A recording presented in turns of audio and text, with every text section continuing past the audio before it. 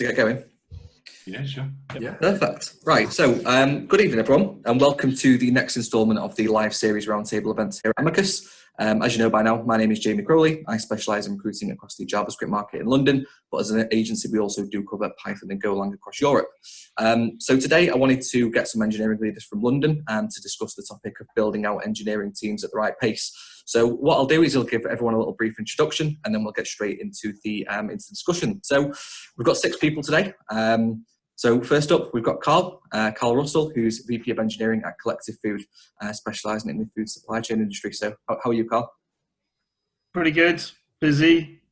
Good, tired. As I said, a bit cold. But yeah. Got the wine ready to go? Yeah, I have. And then we've also got Mike Tempest, who's a technical lead for a company called Critical Mass, who are one of the world's leading agencies. How are you, Mike? Yeah, good.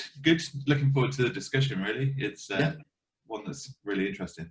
Me too. We've also got Michael Zucker.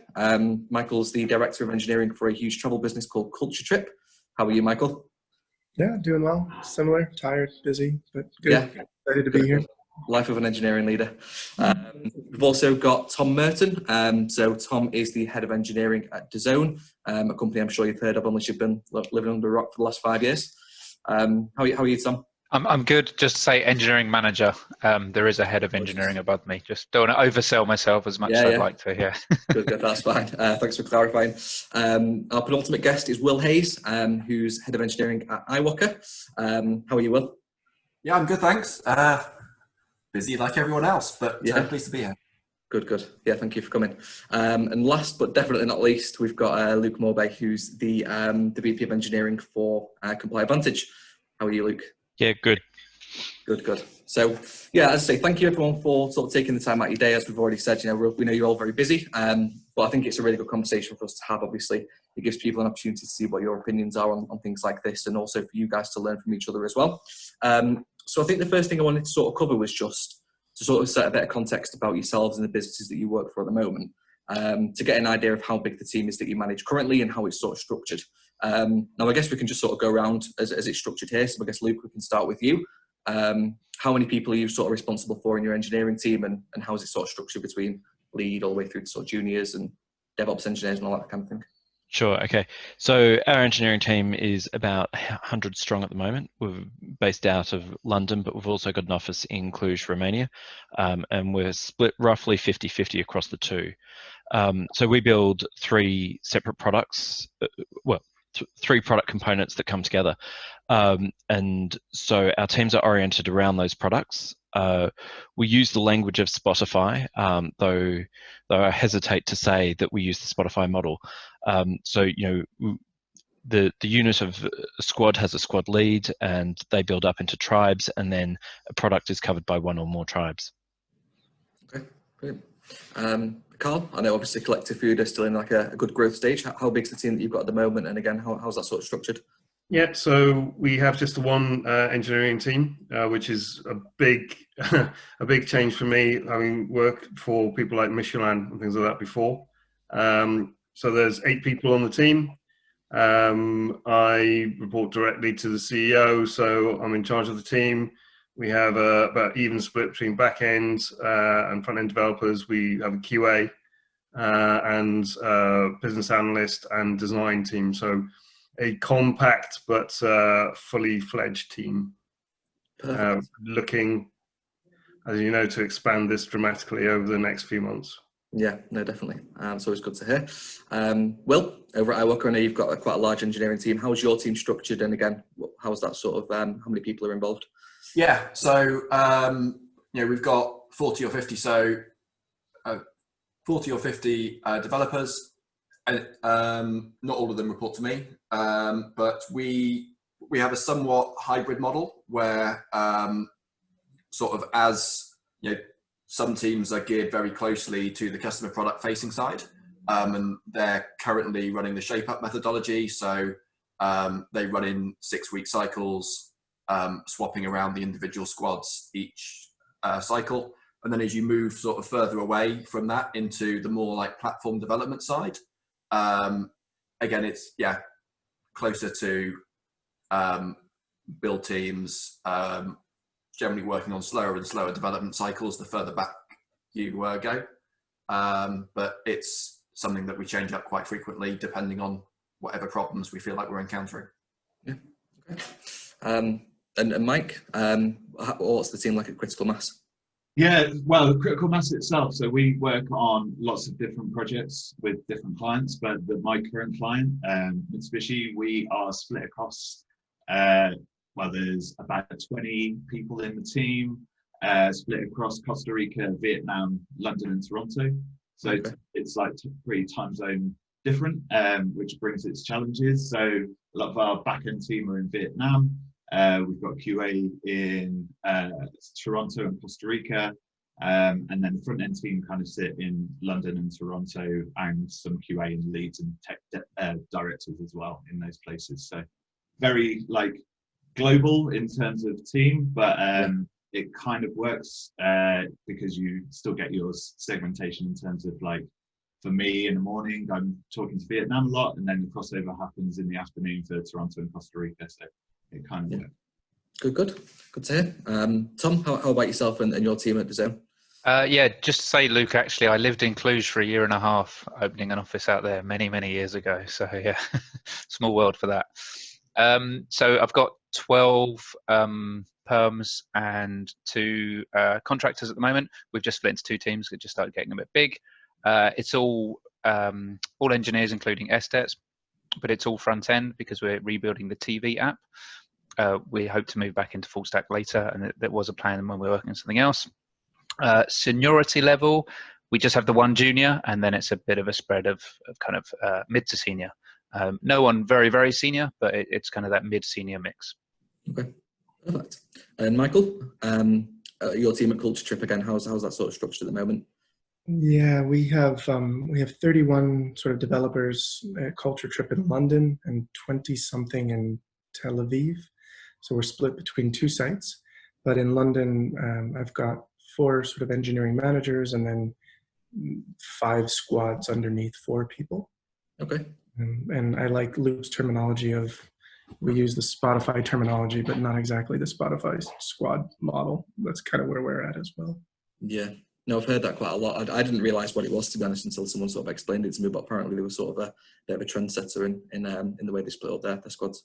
Yeah, and actually there's some terrific articles about people that work in Spotify that have wrote horrible things about the Spotify squad model. They're still Really? working there. So yeah, there's some good reading out there. I suppose there's no police in everyone, is there? Right, thank you everyone for going through that. So now we've got like a bit of context. I wanted to go like a little bit into maybe some of the struggles that you faced building out your own teams and things like that. So one of the things I wanted to cover, and one of the reasons that I sort of chose it as a subject, was because I obviously speak to a lot of developers on like a daily basis, speak to a lot of people like yourself in sort of senior hiring positions. One of the things that I can find sometimes is that when companies hire a lot of engineers at once, it can cause a lot of issues. Sort of, you know, too many cooks spoil the broth sort of thing. So I just wanted to get like, you know, what your sort of issues have come across when you've been scaling and you know, hiring multiple engineers at once. What do you typically look for? So do you like to have a split between, for example, junior and senior people, or do you just like to get as many senior people on board to sort of get your products built out and whatever sort of projects you've got going on done as soon as possible? I don't know if anyone wants to sort of raise the hand to go first on that, or I could pick someone. It's totally up to you. I'm quite happy to go first. Okay, Matt, yeah, go for it. Yeah, I mean, from a seniority level, it purely comes down to budget for me. Like, what can we afford to actually put into things? Obviously, It's always great to have as many senior people as you can, but sometimes that just doesn't work out. So at past startup we quickly grew from 4 to like 20 engineering staff at RefMe, and that was in about 3 months. Right, okay. And the biggest problems that came up there was actually, a lot of people think like throwing money at the task will get the thing done quicker, and it's the exact opposite. And that's purely, well, from my experience, is down to processes being in place, and so that when someone starts, they know exactly how you work as a team, and that comes down to like code style and things like that, as well as actual process for getting work done. How you plan and all of that sort of stuff. And if it's not really well defined up front when they join, everyone goes like this, and then they try and reconvene later. Yes, your processes get sorted by doing that, but you'll find like you burn through time like nobody's business. That's my general, yeah. I can imagine. No, that makes sense. Again, if anyone wants to sort of raise a hand, or I guess Luke, we can go to you. You spoke first. Yeah, sure. I mean, I think one of the challenges around high growth is understanding what you're optimizing for in the first instance, right? So, you know, you get to this point, you get investment, you're expected to grow, you've got to do a lot of hiring, and all of a sudden the target becomes how many people have you hired, how many people have you got? And as engineering teams, that's never what we should be optimizing for, right? So, you know, what is it that you're trying to achieve? Why are you trying to hire this many people in this space of time? And, you know, typically it's going to be about delivery, and you're trying to expand your delivery, and you know, you've got to keep your eye on that objective, because you know, if you're trying to optimize for delivery in 3 months time, you should stop hiring right now, because it's only going to slow you down. So you've got to understand where it is you're going, why you're going there, and work back from there. You know, if you're trying to optimize for delivery in 3 years time, well then, hey, yeah, sure, hire as fast as you possibly can, you know, assuming you've got the budget to do that. To put some of this in context, we went through a massive growth last year, based off the back of Series B. And so we expanded an engineering team from about what was at the start of the year about 50, 55 through to, I think we finished about 120 towards the end of last year. And it certainly wasn't a linear growth. It was very, very much back-ended. And so, you know, there was a lot of pain there around spending so much time around hiring and interviewing, and you know, we really had a great process going into that, but we didn't have an onboarding process sorted out properly. So, you know, to some of the stuff that Mike just alluded to, you know, great, we've hired all these people, they're coming in the door, you've got 8 people starting on Monday, and you don't have the systems to deal with that. So, you know, you've really got to look at what the organization is equipped to manage, and make sure that it's going to help you achieve the aim that you're setting out to go after. Yeah, no, I think that's a really good point. Obviously, I think that's going to sort of come to one of the points that I cover later about what your goal should really be when you're actually looking to grow, and what sort of you should base your growth on. So I'll come to that later on. But no, thank you for going through that. Again, if anyone wants to raise the hand, or yeah, Tom. Yeah, I think one thing we often forget is there's the obvious, oh, you might not get the right quality and things like that, but you also risk you might get great quality people, but they don't hang around because you're just rushing, you haven't got good process for them, it's a horrible experience, they've not got the right support, and they're not able to grow because they're just thrown into everything. It's a mess, and some people work brilliant in that, but some great people, they won't respond very well to that, and then you'll actually lose really good people. And then obviously we've got Glassdoor and things now, so you look less attractive to go and actually to work for in the first place. So trying to do it too fast, it has negative effects in so many different directions.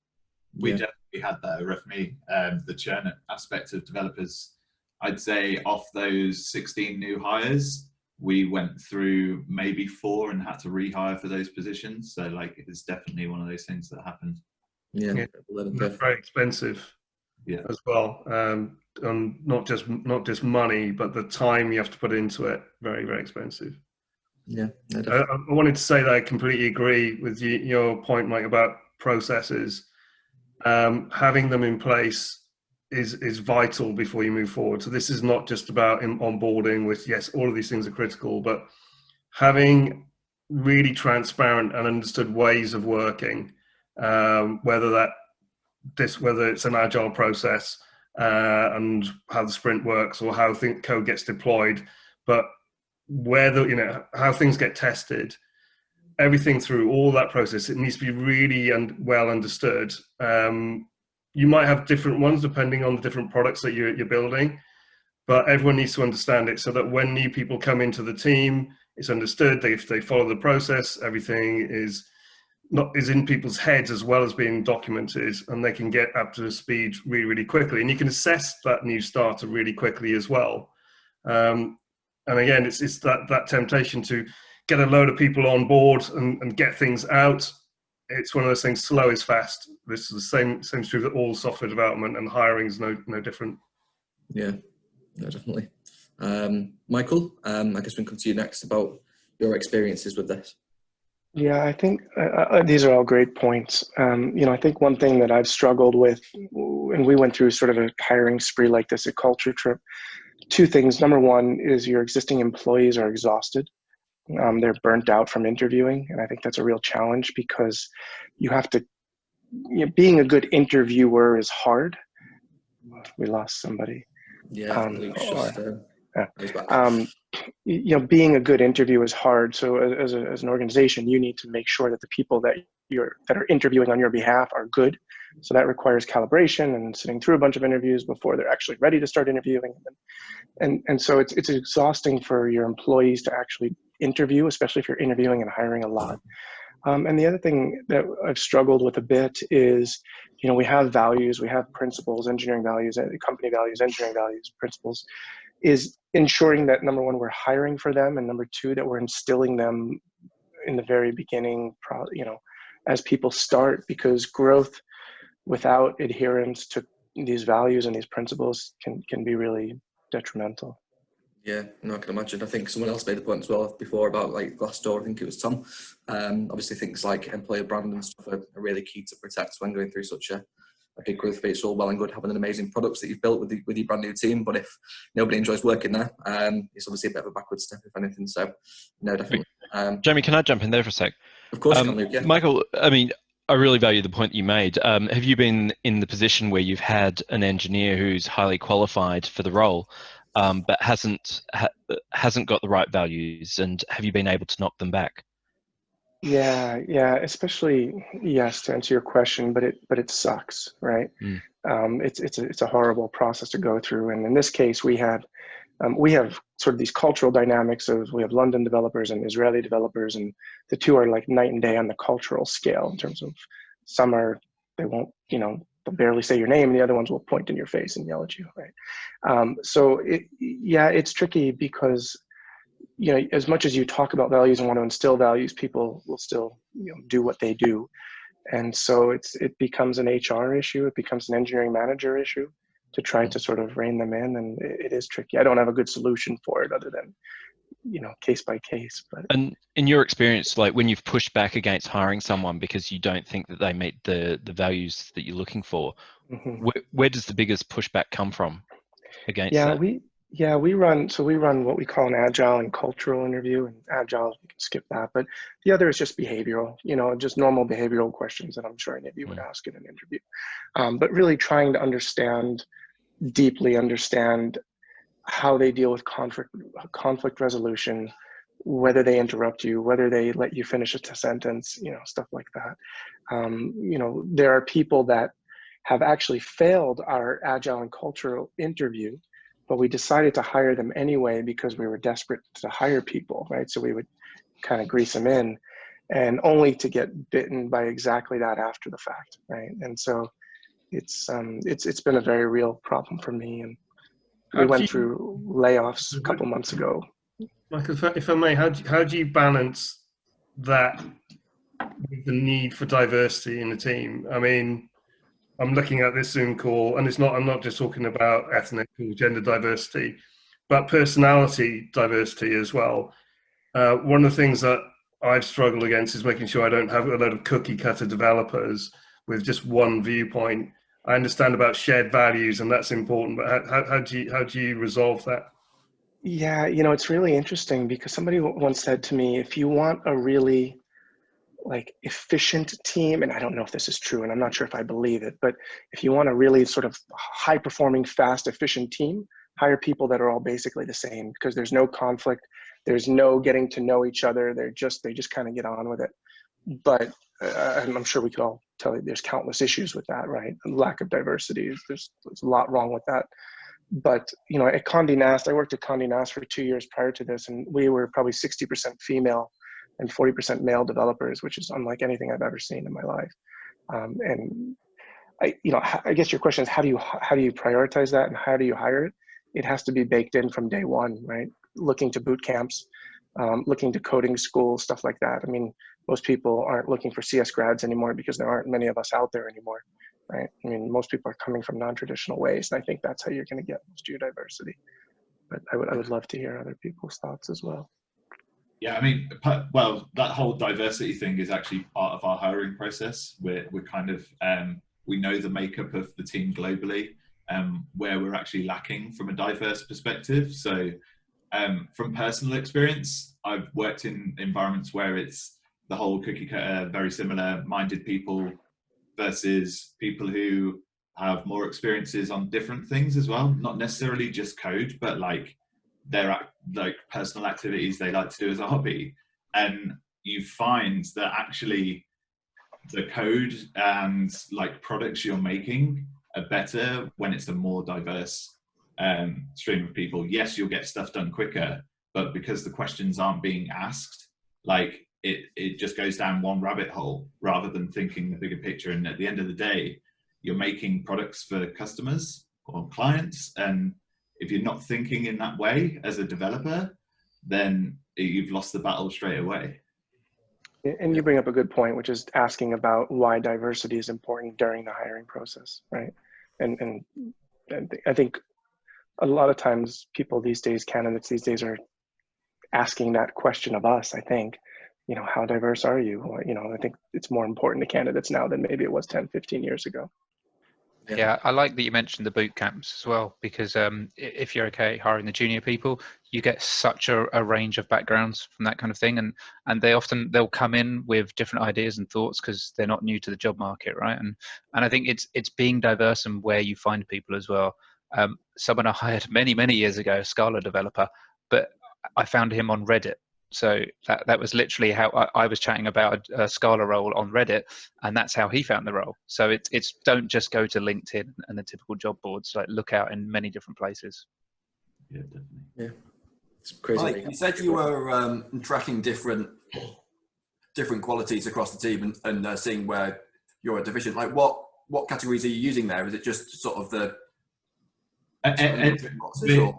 We kind of do a bit of there's a personality test we do as part of our process, but also from an ethnicity and diversity, like racial and gender diversity, we have that makeup across the board.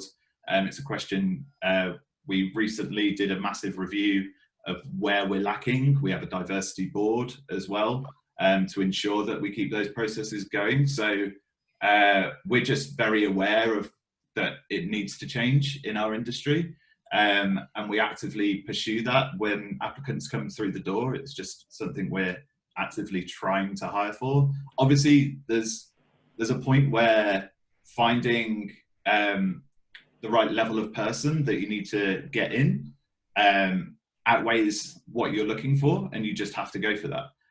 But it's just something that kind of has to be in the back of your mind, from my perspective anyway. If you want to change things, you always need to be thinking about where you're lacking. So try and find people in those areas. Do you look at kind of backgrounds as well? Because I think we often, gender is obviously talked about a lot, and obviously race as well is often talked about a lot in diversity. But one thing we often miss is, well, two actually, disabilities, and also just backgrounds, how people were brought up. Because especially in the old school, yeah, I mean, we can get lots of grads. They're usually pretty well off. They've come from nice backgrounds and stuff like that. And even the boot camps, you've got to have a fair amount of cash to do the boot camps, apart from, I know some of them have good support for that. So I'm just wondering how you kind of look to make sure you're covering that area as well. I suppose part of that is just down to your conversations you have during the process. Like, for me, one of the first things I try to do is just have a general conversation about where a person's come from, and not necessarily their history, but you can kind of have questioning. And, well, even myself, I'm self-taught. I'm not a computer science guy. I've got a music degree. And I learned from just the community and how it shares. And that's, for me, kind of has always lightened me up to that, because I've seen the people who go after computer science degrees as their go-to. And in my own experience, I've found that actually the opposite has been better for the company at that point in what we're hiring. So, for instance, grads versus someone who's come out of something like General Assembly or those kind of boot camps, I find that the person who's done a job and then gone, actually, I know what I want now, I'm going to retrain, that person is not better skilled, but their mindset's different to the CS grad. obviously that's not the case for everyone. And also, yeah, I don't really know how to answer the backgrounds one, because it's a hard thing to really question. And in the UK, there are certain laws around how you ask certain questions, and yeah, you just have to try and just make your best judgment on like that you're trying to hire for that sort of person. And I suppose it's opportunity, right? Like, don't have degree as the only way of getting a role. That kind of at least levels the playing field a little from the first standpoint that someone will even apply, you know. I've got a question for everybody based on that. So we're saying it's a lot easier to get a more diverse set of hires if you go for the less experienced developers, because they're starting to come through, whether that's retraining or people new onto the job market. So how do you balance that with the need for experienced skill level? Do you have mentoring programs, or is there training that you offer? How do you manage that? I mean, it depends at what pace you're trying to grow, right? So if you can wait 6-12 months for someone to upskill to take on additional responsibility, then, you know, if you can do it internally, fantastic. If you've identified someone that has that potential, and that you have the capacity to coach them, great. If you need that skill set straight away, you're going to have to hire for it. And, you know, I guess depending on what rate at which you're growing, you might have the privilege of doing both. That, yeah, any business that's growing rapidly gives the opportunity for the people there to take on new responsibilities and to grow their careers, which, you've got to make sure you're doing that. But then bringing in, you almost always going to have to bring that in people from outside to supplement that.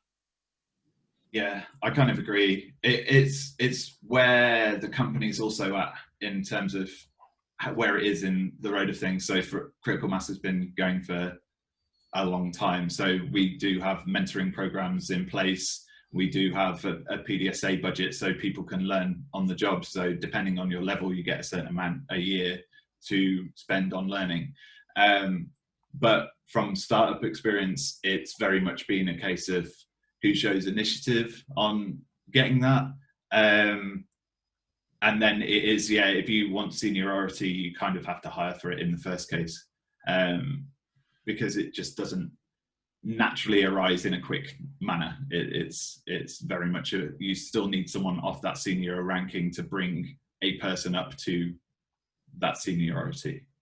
And I think we've all got to understand is if you're only hiring 2 people, or as a team of 2 people, it might not be that diverse because there's only 2, right? So your first 2 hires of quite senior people might not have a lot of diversity, right? But as long as you're expanding, then you need to keep it in mind for future hires. And often you want those more senior people in, because if you've got a bunch of very diverse juniors, they've got no one to learn from either. Yeah, it's a tricky balance to get, isn't it, I think? Will, what were your sort of thoughts on being able to sort of, tick all those boxes where possible? Yeah, I mean, I think it often helps that sort of the profile of people that you can find often sort of shifts quite a lot between the junior and the more senior ends, especially if you're dealing with budget constraints. The superstar junior who works super hard that you want to hire, them plus 10 years experience is probably out of your budget. But you can find loads of people who do have 10 years experience, who have seen loads of stuff, and are really good in like a consultant role, to help all of those more junior people who are working really, really hard to go and not make any particularly painful mistakes. Yeah. So I think just having that blend of different approaches and experience levels across the team can be the most efficient way of deploying what money you have for salary to get as much work done. Yeah, like I say, I think it's I think people have brought up really good points. Like I say, especially we even went to a lot of diversity. I can see that Michael's put some links in the chat for everyone to have a look at after the call as well, about being able to sort of target that as much as possible. And it's something as a recruiter, obviously, I see a lot as well. People trying to sort of break the duck in the industry, that you know, it can be very male driven at certain points and things like that. And it is something that we're all, you know, I think keen to change. It's just, as we've said, about being able to put those procedures in place to be actually, you know, be able to make that change happen and to stick with it as well. So one of the other things I wanted to cover as well, obviously throughout the pandemic, things have been a little bit more difficult, and this is something we spoke about on our last roundtable event, but how has this sort of affected your plans for growing out a team? Has it made it more difficult for you? Has it made it a lot easier now that you've seen how people can work remotely? And how do you think this has impacted your future plans for the next sort of 6 to 12 months in terms of your engineering team? Whoever wants to start on that one is free to go. I'll go first because it's quite short. Okay. It hasn't really made a lot of difference. We kind of paused at the very beginning, and obviously the how we recruit has changed a bit, but we're not recruiting less or recruiting more. We're still carrying on as kind of we were, apart from that first sort of month to 2 months where we just kind of took a breath and stopped for a bit. But apart from that, we're just carrying on. We're changing how we recruit a bit. It's just obviously a lot online and none in person. But apart from that, we still seem to be going ahead. Good. I was going to say, actually, with you specifically, Tom, about the obviously industry you're in, because part of me thought you'd done really well throughout it because it's streaming. There's a lot more people at home with a lot more time on their hands, but obviously a lot of it is also sports, which, you know, for a while just was non-existent pretty much. How did that sort of affect you guys in the beginning when everything was a little bit sort of uncertain? Yeah, we think we got quite lucky because my team especially, we're doing a massive rebuild from version 1 of the app, which was built by someone else, to version 2 of the app. So it almost gave us a bit of time to breathe because we had less customers. But from a business point of view, we're still owned by a billionaire, so we're not short of cash. Although he's been looking for investors for a couple of years, just obviously to get some more money in. But it didn't really make any difference, and I think we might get better in a way because sports are coming back, but people can't go to the sports. So in that kind of vein of things, we'll probably end up doing a bit better in the future. I hate talking about that because it's like, oh, I'm going to profit from COVID, but it's it's not your fault, I suppose. Yeah, exactly. So, again, Michael, we can come to you on this as well. How has it affected you guys? And obviously, being in the industry that you're in, it must have been a little bit tough to take at first. Yeah, in hindsight, I don't think I would have joined a travel company prior to the global pandemic. But you know, we had redundancies. Our engineering team went from 46 to 31, so we lost about a third of our team, which was hard. That being said, every one of them had new jobs within a month, so that was good. You know, we're not growing at this point. Obviously, we're backfilling roles, but from a growth perspective, we're just sort of staying put. Yeah. Okay. Fair enough. Yeah. I think it's obviously a testament though to your hiring in the past, that if they've all, you know, had to leave but then found jobs so quickly, you've obviously hired some good engineers. So you're obviously doing something right on that side of things. Maybe, but I think engineers are just really marketable these days. True. I just think they are. Yeah. No, definitely. Does anyone else want to jump in at this point?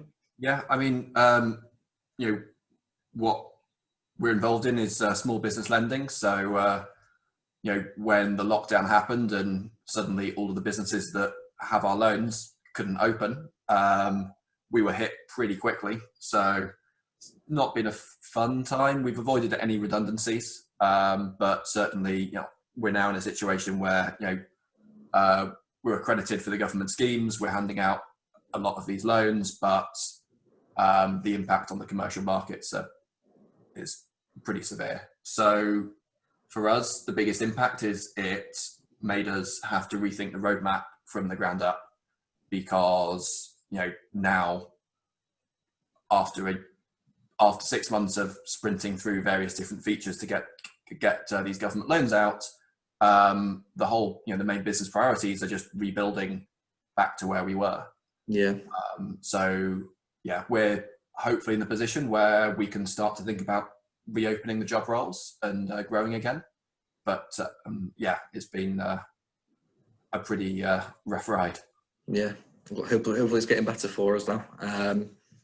Luke, anything to add from Compliant Advantage's point of view? Yeah, I think, I mean, if we look at the hiring process, it's changed dramatically over the last 6 months. You know, I remember when we all first got sent home, the questions were around, so you mean, are we going to hire someone without ever actually meeting them in person? And a lot of question marks around that. Well, we've well and truly answered that now several times over. I think one of the current questions that we're looking at is how remote can people be? So, we've focused teams around an office, and pre-pandemic, you were expected to be able to come into the office at least 4 days a week. So, now obviously no one's going into the office. So can we hire someone that can never, that's not going to come into the office? And I think, we're looking for probably 9-12 months until we can really all get back in, and this is me looking at my my fortune teller. So and I wouldn't want other people to be taking my estimates as anything to bet on. But beyond that, what's it going to look like? I think the days, particularly in software engineering, particularly in startups, of expecting people to come into the office 5 days a week are finished. It's over. And so what's reasonable?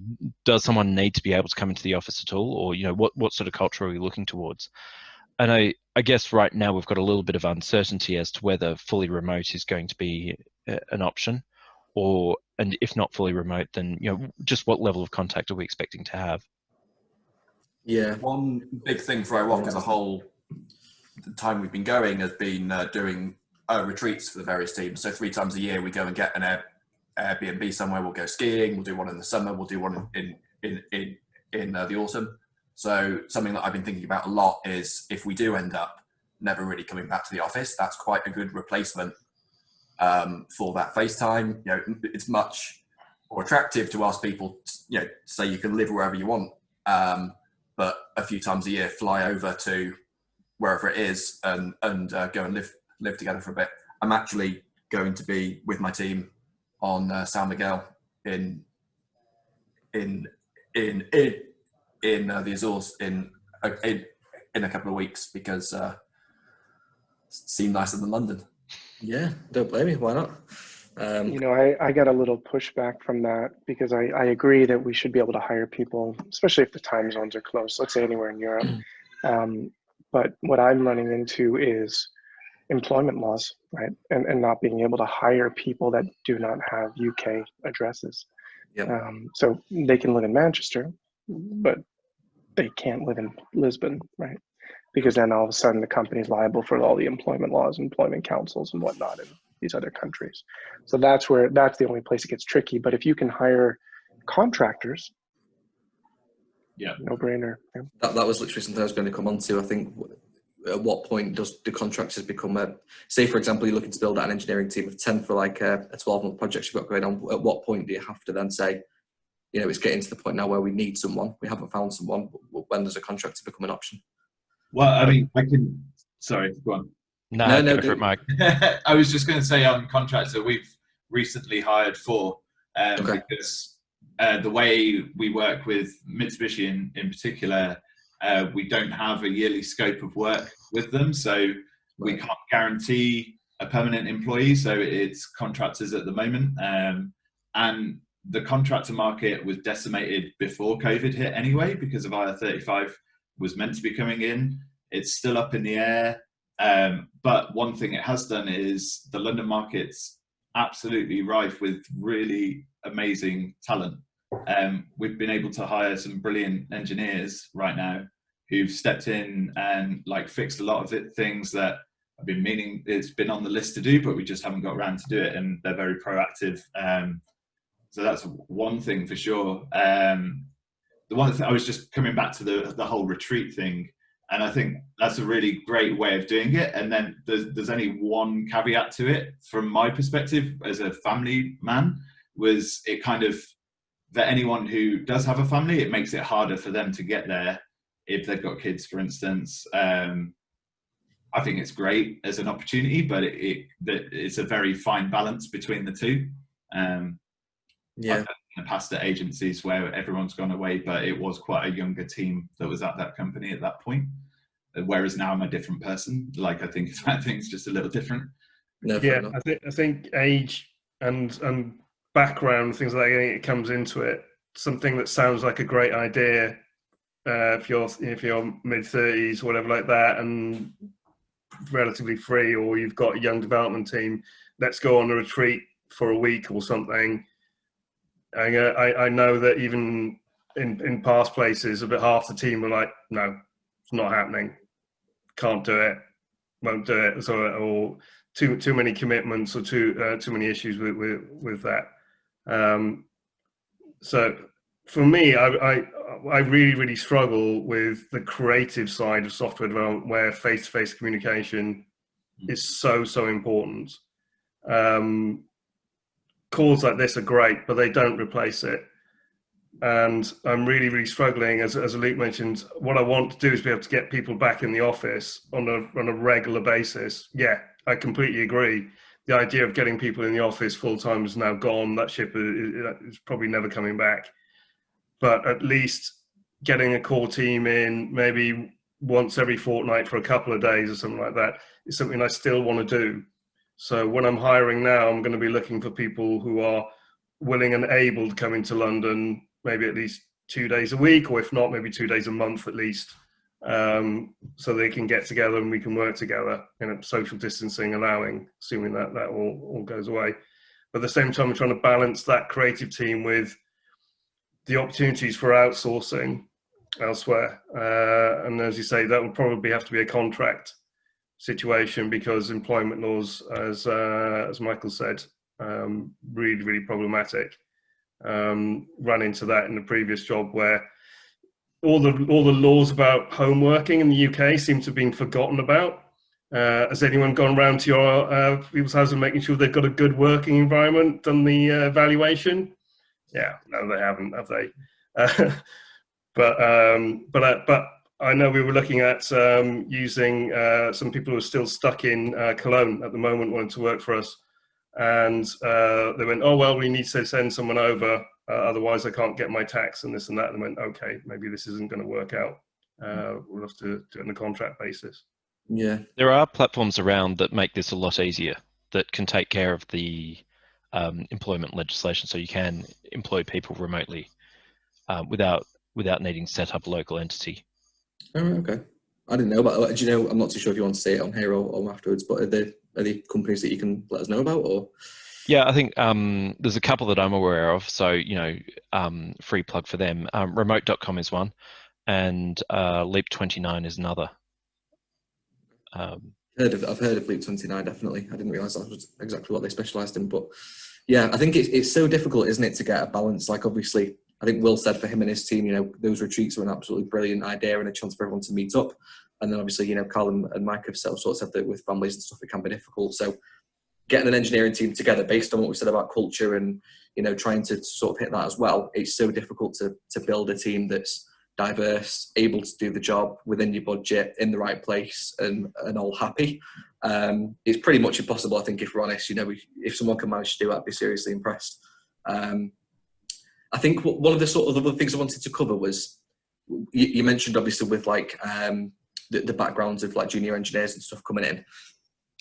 Do you think it's important that juniors are given the chance to prove themselves within a business? And for juniors in particular, do you think they're better off going into a smaller business where there's a smaller team and more people to learn from directly, or maybe a bigger business where there's a bit more of a structured sort of training plan? Just because I've had a lot of juniors sort of asking me recently. Jamie, can you clarify what you mean by small and big? Yeah, that's very unclear of me. So, for example, let's say a small business is classed as someone with 50 people or less. We can say like a medium-sized business, sort of 100 to 250, and then 250 above as large. Sure. I mean, I can talk from like, it's purely down to what they want out of it, really. If you want to discover a lot about different ways of working and like actually doing different work yourself, then go into a startup. You'll have to do your development role, but you'll probably have to do marketing. You'll have to understand analytics, which in bigger companies you won't necessarily be exposed to as quickly. The flip side of that is the bigger companies in general, you'll have some kind of education budget, probably. You'll have a mentor, probably.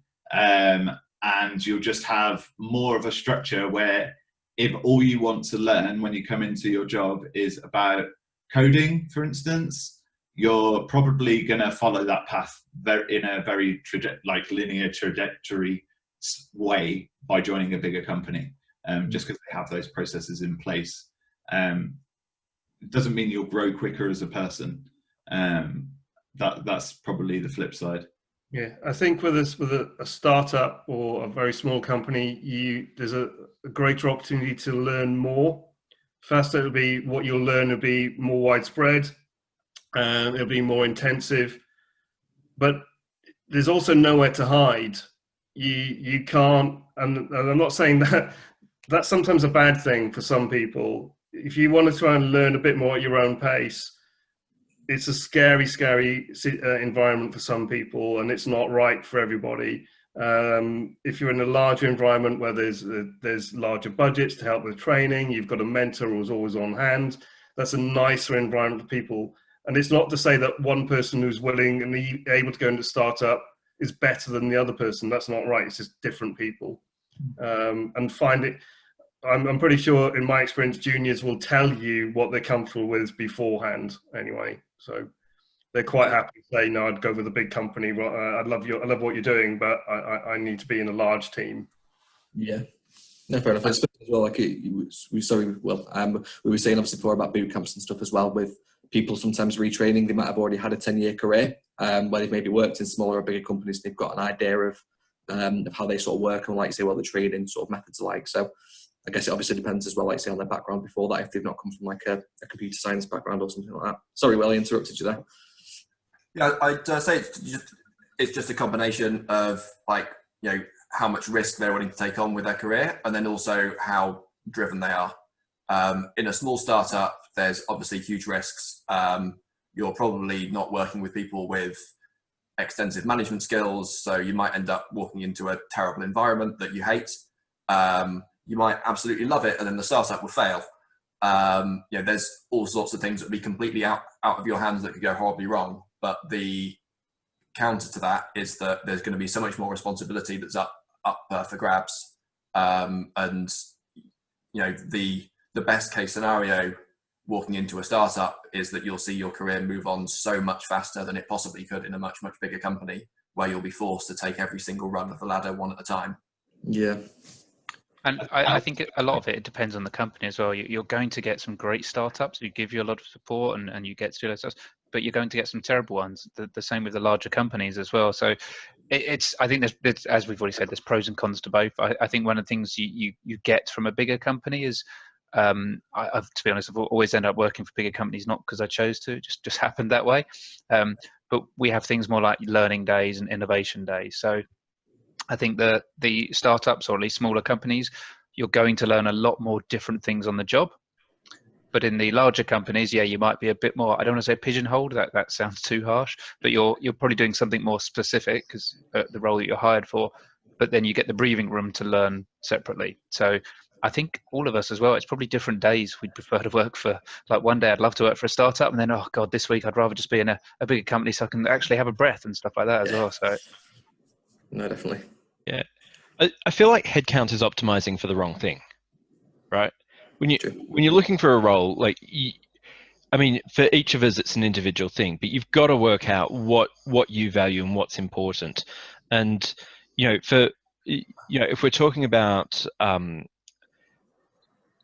entry level engineers, so, you know, first, second engineering role, whether that's through boot camp or university or some other path, you know, is it the technology that's really important to you? Is it the people that you work with? Is it the product that you're working on? Is, you know, what is it that you want out of your first role, and what do you want that first role to give you and take you through to? I think you know, in terms of a young business versus something that's a bit more mature, and a structured versus an unstructured role, well, you've got to think about who you are as an individual. And are you someone that's a self-starter in terms of learning and that you want to define your own learning course, or are you someone that would prefer to learn from someone who's been there before, done it before, and can help you avoid the traps along the way? The only other thing I would say is that in a younger business, you know, in a less mature business, you have fewer processes and fewer backups. So you're not going to have an HR team, and you're not going to have HR processes, and there's not going to be binders upon binders of procedure to follow, which for some people, and I'd include myself in that, this is fantastic. But if and when things don't go right, you want those systems and processes in place to help smooth the journey.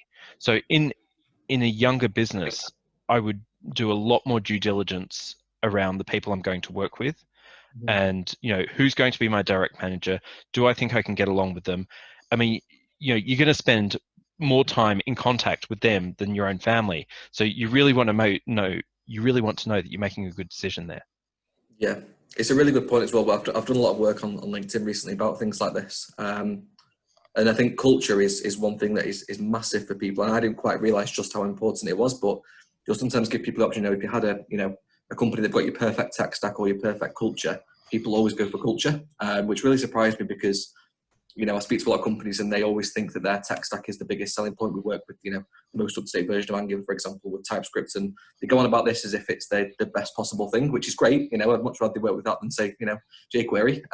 But it's not the biggest thing for people, and I think it's really good that obviously you realise that and bring it into your hiring processes. I think. Yeah, I mean, Jamie, before we were talking about how employers like to hire, have culture fit as one of their criteria, and I think employees should have it as well. Candidates should be looking for an organisation that matches who they are, what their personality is like. Is this a place that is going to enable me to be successful? Yeah.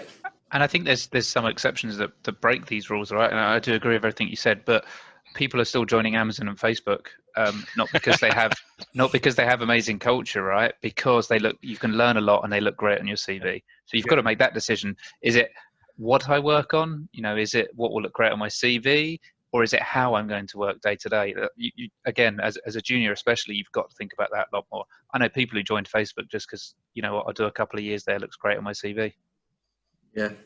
I'd also just add, from a junior perspective, there's also the difference of working at a product team versus like an agency. Like, if you want diversity of what you're doing as a developer, then go to an agency because you're more likely to have more stability than a startup itself. But you'll still get the variety in what you're actually working on. You'll pick up different technologies, just because that's the nature of agencies. They run different projects in different ways with different tech stacks. It's just an extra option that's actually there. Yeah. And I imagine obviously working with an agency, you probably get the opportunity to work with startups and bigger businesses at the same time, depending on. Yeah, you do, definitely. I mean, so I started out in agencies, but then I did kind of 9 years of product focused teams. And then I only came back to it literally 2 weeks before lockdown. So, it's actually been quite nice coming back to agency world because you do get that different mindset of one, I'm working on Mitsubishi, but I'm also working on Bank of New York Mellon. It's like completely different projects and focuses of customers, and it raises your own game, I think. Yeah, good. I think, to be honest, I've covered most of the points that I want to cover throughout this sort of conversation. If anyone else has got anything else they want to bring up or discuss with everyone, then please feel free to let me know. If anyone's got something they want to bring up. It's something that I haven't done since lockdown, because with our company, it's all about the next stage of investment that we're going for, and there's a big round of hiring coming. But remote interviews, I've done remote interviews in the past, but not since lockdown. I have even hired people without ever meeting them directly face to face, but they were contractors. I'm just interested in your experiences of doing the full remote hiring process, where everyone is going through the same process, and any tips? Let me challenge you, Carl. What is it about meeting them face to face that's so important to you? There's so much of the communication, and again, I know we're doing this over a video call and you see a big screen, but there's so much non-verbal communication, body language, attitude, and you can really tell when someone's engaged when they're right in front of your face. Where it's important, We can't sort of do the it. excitement level. We can't do it, but I'd kind of counter it as well of like, think of it more as if you're going to be in this world for 10 years, try and get the best person that can work in this way. Like there's two different ways to look at it of like, yes, it's great interviewing people in person, but if you're never actually going to work with them in person, is that as good as being able them to deliver everything they want to deliver and you to receive it communicably? That's not even a word. In the same way, like, can they communicate well through the technology we're using right now? Because this is how we're going to be for at least a year. Like that's that I try and sorry. I totally agree. I mean, I always used to hate remote interviews, but certainly now, if I knew that I was never going to see someone face to face while I was working, I would need at least one of the interviews to be a video call. I probably would still choose to meet them face to face if possible, but if this becomes the medium in which you're going to be talking with someone, then that's actually the way you want to try out the way you're communicating. Let me play devil's advocate, which is I think when you're face to face, a lot of the unconscious biases come out, and you tend to make decisions based on those. And I think having people remote, it almost levels the playing field. And I'm not saying I'm right, but that's been my experience, at least, because I have my own biases, and I think we all do when interviewing. Yeah. But somehow it puts people all in the same position with without any unfair advantages or advantages that may have had a firmer handshake or, whatever it is, right? That might really resonate with you. Somebody looks you in the eye, grab your hand, Carl, great to meet you. So happy to be here. And you're like, I love this guy, girl, whatever. And remotely, we don't have that luxury. So all of a sudden, any biases you may have had are out the window. So it might not be a bad thing, is what I'm saying. That's a good point. How do you sort of like balance that again with, minute a Zoom call or anything like that starts? You start looking behind them, you start checking out everything from what sort of setup do they have? Is their internet connection any good? Do they keep cutting out? I mean, if their internet connection is crap, control over. That's a bit of an issue, isn't it? Yeah, I'm not going to hire someone who's got a crappy internet connection for the next 12 months. Thanks very much. So that's probably a conscious bias or something that I'm quite happy to say, listen, we're going to be in this environment. You need to sort your internet out, mate. I think one thing that's really changed, I mean, first off, we used to do interviews where we brought people into our office and would do, a couple of hours back to back or, whatever it was. And so, logistically, it was tough for candidates. Whereas now, if we've got back-to-back interviews, well, they don't have to be back-to-back. We can do 1 hour in the morning and we can do another hour tomorrow and such like. So all of a sudden, logistically, I think in some ways, interviewing has got so much easier. But there's also this other thing where you're interviewing from your house or your flat, from your bedroom, or, all of a sudden you are inviting someone into your environment, and it's far more intimate in that sense. And I've found that barriers disappear far faster.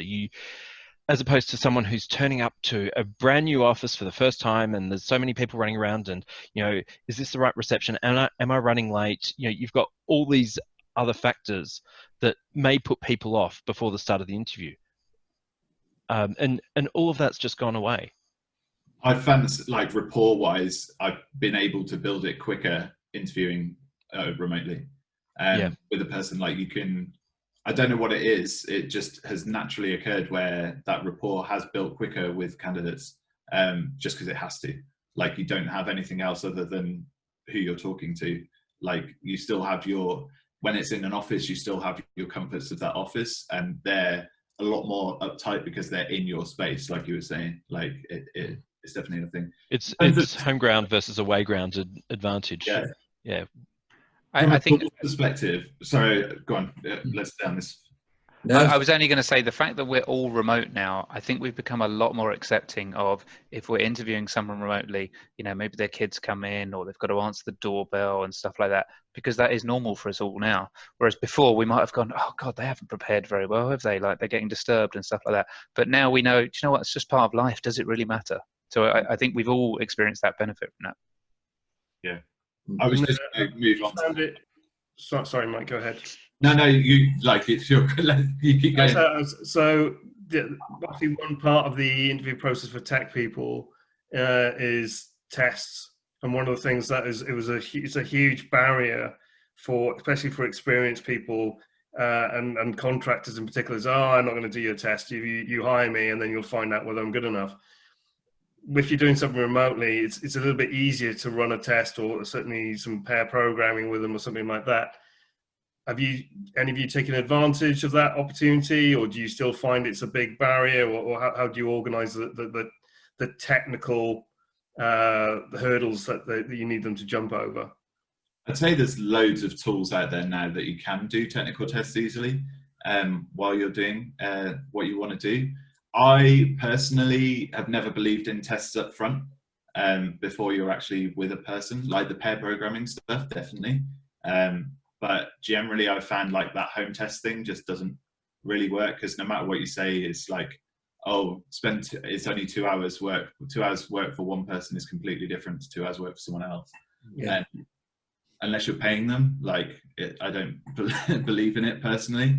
But yeah, there's a lot of tools out there now that make it really easy to both be looking at the same bit of code, both being able to edit that code. I can't remember the name of I think it's CoderPad or something I was using before, and like multiple people can join. It's like a Skype call, as well as you've got a live IDE in front of you to do things. It's got a console that can run. Obviously that's a certain technology, that's web technology, but it's definitely there and you can use it. I think personally, I like to have general conversations, and also for me, it's not all about them. It's like they need to see who they're going to work with and the level of people that they're actually going to work with. So I like, if you're having questions about technology and they come up with a way, I like the person who's giving the interview to also go, oh, I'd look at it this way, I'd do this sort of thing, just to show the level of people they could be interacting with daily. Because it isn't just about them. Like, we want them to grow as coming to our company. I think that's a big part of it too. Yeah, I agree. Showing your level of, when I say your, I mean in your company, your level of technical ability and understanding is important. If you're just sitting there waiting, asking questions, and just taking without giving, it's the wrong sort of interview. You need to be sharing it. Yeah. If no one else has got anything to add, I know Michael's had Mike, I'm a massive fan of take-home tests, or some sort of technical test, something where you've got to write code, and perhaps your thing of pair programming is effectively the equivalent. But we should be testing people in a real work environment, and so if all of your work is going to be pair programming, then great. If you're going to have to code by yourself at some stage, then that's reasonable, but at some stage, particularly for an individual contributor who's going to have to write and contribute code to the code base, if I haven't seen some of their code, then I'm not touching them. And so, Carl, back to your original question, what about all these people that refuse to do code tests or take-home tests or whatever else? Well, that hasn't changed for us. If you don't want to do our technical test, then it's just we're not interested, because we need a way to validate that you are as good as you think you are. I've always liked to offer the choice of either you do a take-home test and then you'll do like a peer review together and stuff like that, so you still get that experience. Or some people, maybe they don't have the time to spend a few hours. Say, cool, okay, what we'll do, we'll extend the interview slightly and we'll do a pair programming test together. Some people also get really nervous in an interview, so they might not like the pairing straight away. So I've always liked it if we've got both, and we say, like, look, which would you like to do? Either way, they're still going to go through the code with someone. Yeah. So it just gives that bit more flexibility. I'd say that's my biggest issue with take-home tests, is actually from everything I've done interviewing wise, I've learned more about the person and what they can do by just asking them questions and going through code in person than a take-home test will give me. A take-home test will give me what they can research, which, yes, it's great, it's how everyone works, but I kind of want to know how their mind thinks. Like, you can pick up so much in half an hour call of just going through a problem. I kind of usually work it more in a way, it's not necessarily pair programming as such, it's like, here's a problem, how would you approach it? How would you structure it?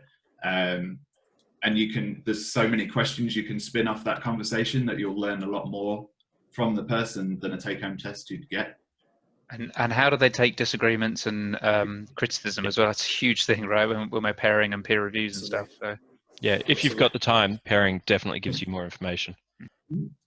Yeah, definitely. I would have thought you'd probably do that anyway, in some manner, in person. Like the take-home test is usually at the start of the process, right? And you're potentially losing a massive amount of people purely because you're looking at how much time they've been able to devote to something. You're more likely to get people that can devote that time to it versus a family person. You know, like it all has its different ways of looking at it. Yeah, I think it's important to time box these things. Yeah.